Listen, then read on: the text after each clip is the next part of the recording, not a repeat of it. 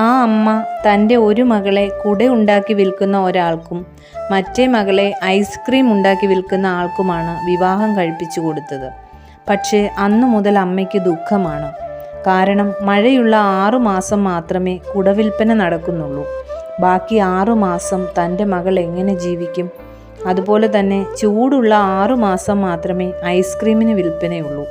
ബാക്കി 6 മാസം തൻ്റെ ആ മകൾ എങ്ങനെ ജീവിക്കും? ഇതാണ് അമ്മയുടെ ദുഃഖം. ഒരിക്കൽ ഈ അമ്മ ഒരു ദിവ്യനെ കാണാനിടയായി. അമ്മയുടെ ദുഃഖം കണ്ട ദിവ്യൻ കാര്യങ്ങൾ അന്വേഷിച്ചു. തുടർന്ന് ചോദിച്ചു, ഈ മക്കൾ എപ്പോഴെങ്കിലും അവരുടെ പ്രയാസം അമ്മയോട് പറഞ്ഞിട്ടുണ്ടോ? അമ്മ പറഞ്ഞു, പറയണമെന്നില്ലല്ലോ, നമുക്കറിയില്ലേ. അപ്പോൾ ദിവ്യന് മനസ്സിലായി അമ്മയുടെ ദുഃഖം കേവലം മാനസിക പ്രശ്നമാണെന്ന്.